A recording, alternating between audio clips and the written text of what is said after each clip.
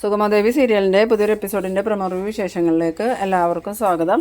അങ്ങനെ വീട്ടിലെ ആരോ അതിക്രമിച്ച് കയറിയെന്നും പറഞ്ഞ് പോലീസും സിദ്ധാർത്ഥനും പ്രഭാവതിയും നന്ദനും എല്ലാവരും വന്നു കഴിഞ്ഞതിന് ശേഷം പോലീസാണെങ്കിൽ ഇതാരാന്ന് നോക്കാൻ വേണ്ടിയിട്ട് അകത്തേക്ക് കയറി വരുന്നുണ്ട്. ആ സമയത്ത് അവർ കാണുന്ന കാഴ്ച നമ്മളുടെ ദേവികയാണെങ്കിൽ ഋഷിയുടെ കൈയും പിടിച്ച് ഇങ്ങോട്ട് വാന്നും പറഞ്ഞ് വിളിച്ചുകൊണ്ട് വരുന്നതാണ്.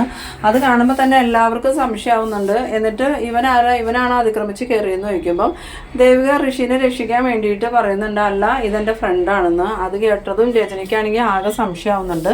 അപ്പോൾ നിൻ്റെ പേരെന്താണെന്ന് ചോദിക്കുമ്പോൾ ഇവൻ്റെ പേര് ഋഷി എന്നാന്ന് പറയുന്നുണ്ട്. അന്നേരം രജനി പറയുന്നുണ്ട്, ഈ പേര് ഞാൻ എവിടെയോ കേട്ടിട്ടുണ്ടല്ലോ, അപ്പം നീ ഇവനെ ഇവിടെ വിളിച്ച് കയറ്റിയേർന്ന് അല്ലേടി, നിൻ്റെ കാമുകനാണോടി ഇവൻ എന്നൊക്കെ ചോദിച്ച് ദേഷ്യപ്പെടുന്നുണ്ട്. ഈ സമയത്ത് നമ്മളുടെ പ്രഭാവതിക്കാണെങ്കിൽ അറിയാലോ ഋഷി പ്രഭാവതിയെ ഭീഷണിപ്പെടുത്തിയതും കൊല്ലൂന്ന് പറഞ്ഞതൊക്കെ. അതുകൊണ്ട് തന്നെ പ്രഭാവതിയെ അപായപ്പെടുത്താൻ വേണ്ടിയിട്ട് ഋഷി ഇവിടെ വന്നതാന്നുള്ള സത്യം പ്രഭാവതിക്കും അറിയാം, അതുപോലെ ദേവികയ്ക്കും അറിയാം. പോലീസിൻ്റെ മുമ്പിൽ വെച്ച് പറഞ്ഞാൽ ഋഷിക്ക് പ്രശ്നമാവുമല്ലോ എന്ന് കരുതിയിട്ടാണ് ദേവിക അത് പറയാതിരിക്കണം.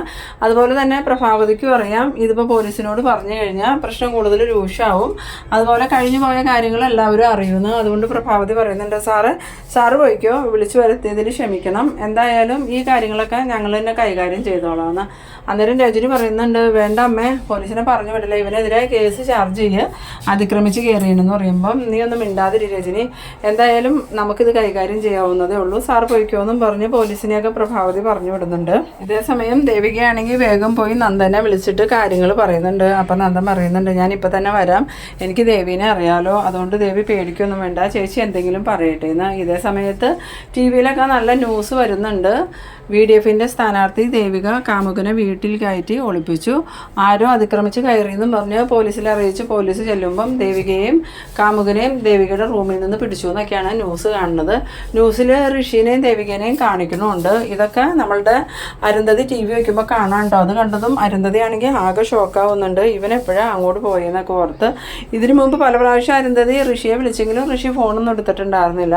പിന്നീട് അരുന്ധതി ഋഷിക്ക് വിളിക്കുന്നുണ്ടെങ്കിലും ഋഷി അപ്പോഴും ഫോൺ എടുക്കുന്നു. ഇനിയിപ്പോൾ ഇവനൊക്കെ എന്തെങ്കിലും സംഭവിച്ചു കാണോ എന്നൊക്കെ ഓർത്ത് പേടിയോടുകൂടി അരുന്ധതി ദേവികയ്ക്ക് ഫോൺ ചെയ്യുന്നുണ്ട്. ദേവിക അരുന്ധതിയുടെ കോൾ കണ്ടതും കോൾ എടുത്തിട്ട് എന്താ മേഡം എന്ന് ചോദിക്കുമ്പം ദേവിക അവിടെ ഋഷി ഉണ്ടോ എന്ന് ചോദിക്കുന്നു. ആ സമയത്ത് ദേവിക പറയുന്നുണ്ട്, ഇതെവിടെ എന്തൊക്കെയാണ് നടക്കണേ മേഡം, അന്ന് തന്നെ ഞാൻ എല്ലാ കാര്യങ്ങളും അവിടെ വന്ന് പറഞ്ഞ് തീർത്തതല്ലേ, പിന്നെയും അമ്മയുടെ പുറകെ ഋഷി വരുന്നത് എന്തിനാ, അമ്മയെ കൊല്ലാനായിട്ടാണ് ഋഷി ഇവിടെ വന്നത്, ഞാനത് പോലീസിനോട് പറയാതിരുന്നുകൊണ്ടാണ് ഋഷി ഇപ്പോൾ രക്ഷപ്പെട്ടത്, എന്തായാലും ഇതുപോലൊരു ചതി ഞാൻ ഒരിക്കലും മേഡത്തിൽ നിന്നും ഋഷിയിൽ നിന്നും പ്രതീക്ഷിച്ചില്ല. ആ സമയത്ത് അരുന്ധതി പറയുന്നുണ്ട്, ദേവിക എന്നെ വിശ്വസിക്കുക, ഞാനിതൊന്നും അറിഞ്ഞതല്ല, ഋഷിയെ ഞാൻ ഒരുപാട് സമയമായിരുന്നു ഫോൺ ചെയ്യണു, അവൻ ഫോൺ എടുത്തില്ല, അതുകൊണ്ട് ഞാൻ അവൻ്റെ സുഹൃത്തുക്കളെയൊക്കെ വിളിച്ച് അന്വേഷിച്ചിട്ടും അവർക്ക് ആർക്കും ഇവനെക്കുറിച്ച് അറിയില്ല എന്നാണ് പറഞ്ഞതെന്ന്. ആ സമയം ദേവിക പറയുന്നുണ്ട്, ഇവൻ കരുതി കൂട്ടി തന്നെ ഇങ്ങോട്ട് വന്നത്, എന്തായാലും ഞാനൊന്ന് താഴോട്ട് ചെല്ലട്ടെ എന്ന് പറഞ്ഞ് ദേവിക ഫോൺ കട്ട് ചെയ്തിട്ട് താഴേക്ക് വരുന്നുണ്ട്.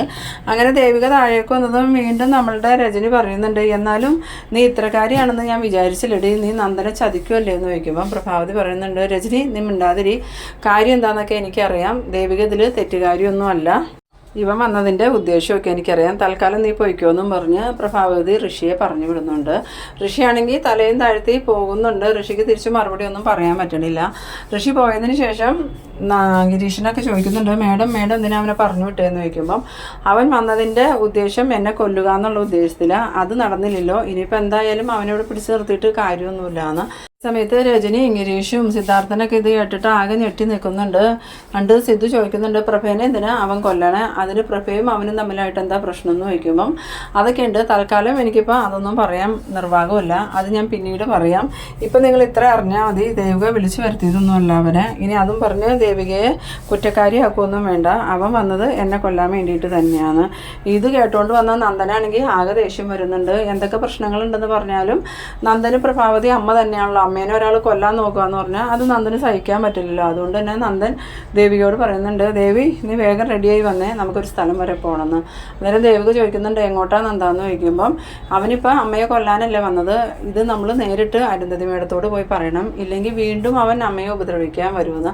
എന്നാൽ ഞാനും വരാൻ നന്ദാന്നും പറഞ്ഞുകൊണ്ട് ദേവികയും നന്ദനും കൂടി അരുന്ധതിയുടെ വീട്ടിലോട്ട് പോകുന്നുണ്ട്. ഈ സമയത്ത് ഗിരീഷൻ ചോദിക്കുന്നുണ്ട്, മേഡം ഇവിടെ എന്തൊക്കെയാണ് നടക്കുന്നത്, നമ്മൾ വിചാരിക്കണ പോലെ ഒന്നും അല്ലല്ലോ കാര്യങ്ങൾ പോണത്, മേഡവും ആ പയ്യനും തമ്മിൽ എന്താ പ്രശ്നം എന്ന് ചോദിക്കുന്നു. ആ സമയം പ്രഭാവതി പറയുന്നുണ്ട്, ഞാൻ പറഞ്ഞല്ലോ ഗിരി, അവസരം പറ്റേ അപ്പം ഞാൻ പറയാം. തൽക്കാലം എനിക്കിതൊന്നും പറയാൻ നിർവാഹമില്ല എന്ന്. പിന്നീട് കാണിക്കുന്നത് നമ്മളുടെ അരുന്ധതി ആണെങ്കിൽ ഈ ന്യൂസൊക്കെ കണ്ട് ആകെ ദേഷ്യം കയറി നിൽക്കുകയാണ്. എന്നിട്ടിങ്ങനെ സ്വയം പറയുന്നുണ്ട്, ഈ ഋഷിയെ ഇനി എവിടെ പോയി കണ്ടുപിടിക്കും. ഋഷി പ്രഭാവതിയുടെ വീട്ടിൽ നിന്ന് പോന്നിട്ട് ഇങ്ങോട്ടോട്ട് എത്തിയിട്ടുമില്ല. വിളിച്ചിട്ടാണെങ്കിൽ അവൻ ഫോൺ എടുക്കുന്നുമില്ല. ഇനി അവൻ വീണ്ടും പഴയ സ്വഭാവത്തിലേക്ക് തന്നെ പോയി കാണുമോ?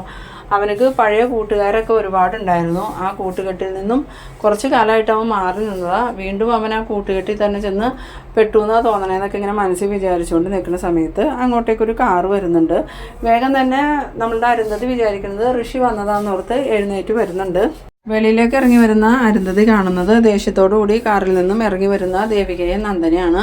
നന്ദനെയും ദേവികയും കണ്ടതും അരുന്ധതി വന്നിട്ട്, നിങ്ങളായിരുന്നോ, ഞാൻ ഋഷിയാണെന്നാണ് വിചാരിച്ചതെന്ന് പറയുന്ന സമയത്ത് നന്ദൻ ചോദിക്കുന്നുണ്ട്, ഞാനും അവനെ കാണാൻ വേണ്ടിയിട്ട് തന്നെ വന്നതാ, അവനെവിടെ? ആ സമയത്ത് അരുന്ധതി പറയുന്നുണ്ട്, അവനിവിടെ ഇല്ല, ഇതുവരെയും കൂടെ എത്തിയിട്ടില്ല എന്ന്.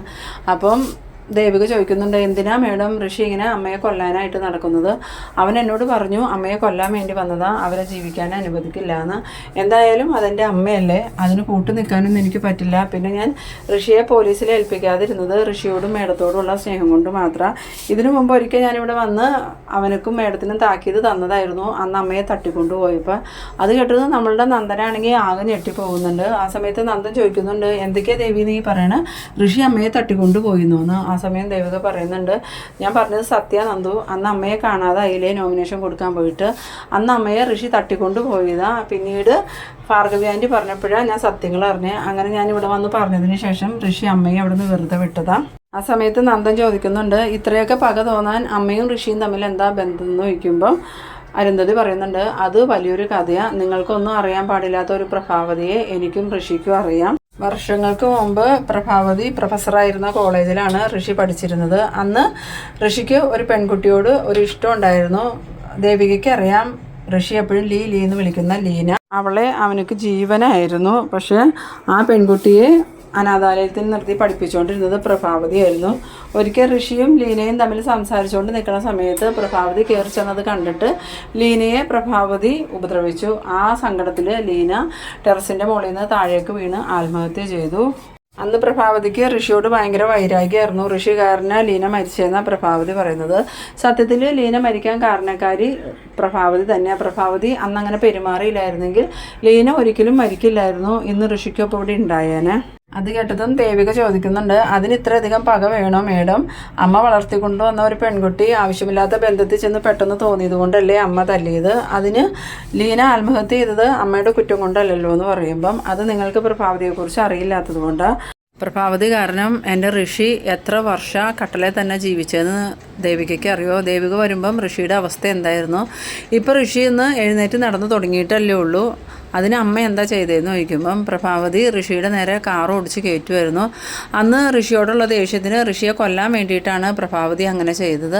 പക്ഷെ ഭാഗ്യത്തിന് ഋഷി അന്ന് മരിച്ചില്ല. അതുകൊണ്ട് ഇപ്പോൾ ഋഷി ജീവനോടെ ഈ ലോകത്തുണ്ട്. എന്തായാലും അത് എനിക്കോ ഋഷിക്കോ മറക്കാൻ പറ്റില്ല എന്ന്. ഇതൊക്കെ കേട്ട് നമ്മളുടെ നന്ദനാണെങ്കിൽ ആകെ ഷോക്കായി നിൽക്കുന്നുണ്ട്. നന്ദൻ പിന്നീട് ഒന്നും തന്നെ പറയാണ്ട് ദേവികയും വിളിച്ചുകൊണ്ട് അവിടെ നിന്ന് നേരെ ചന്ദ്രോത്തേക്ക് പോകുന്നുണ്ട്.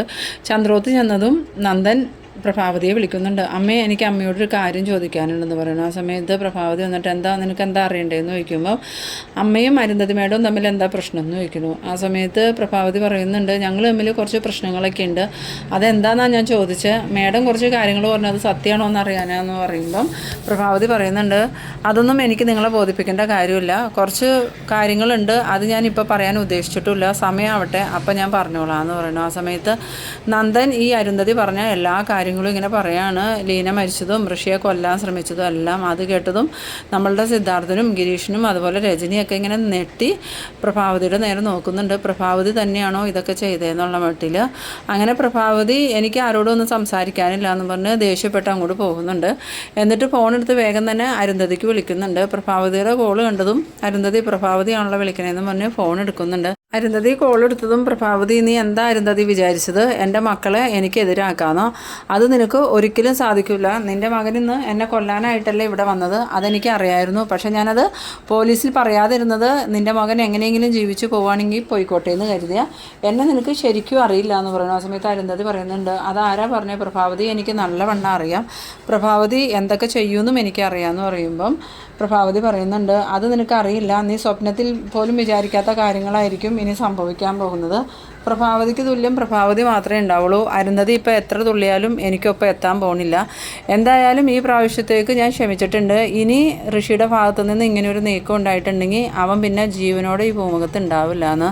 അത് കേട്ടതും അരുന്ധതി പറയുന്നുണ്ട്, അതിനുള്ള ധൈര്യമൊന്നും നിനക്കില്ലയെന്ന് എനിക്കറിയാം. എൻ്റെ മകൻ എന്തെങ്കിലും സംഭവിച്ചാൽ പിന്നെ ചന്ദ്രോത്ത് തറവാട് നാമാവശേഷമായി പോകുന്നു. അത് കേട്ടതും പ്രഭാവതി എന്നാ എനിക്കതൊന്ന് കാണണമല്ലോ എന്നും പറഞ്ഞ് നല്ല വിജയച്ചിരിയും ചിരിച്ചുകൊണ്ട് നിൽക്കണം. ആ ഒരു സീനിലാണ് ഈ എപ്പിസോഡ് അവസാനിക്കുന്നത്. അപ്പോൾ നിങ്ങളെൻ്റെ വീഡിയോ ആദ്യമായി കാണുന്നവരാണെങ്കിൽ എൻ്റെ ചാനലൊന്ന് സബ്സ്ക്രൈബ് ചെയ്യാനും ഇഷ്ടമായാൽ ലൈക്ക് ചെയ്യാനും ഷെയർ ചെയ്യാനും മറക്കരുത്. അപ്പോൾ ഇതുപോലെ ഇൻട്രസ്റ്റിംഗ് ആയിട്ടുള്ള അടുത്തൊരു എപ്പിസോഡുമായി നമുക്ക് വീണ്ടും കാണാം. അതുവരേക്കും ബൈ ബൈ.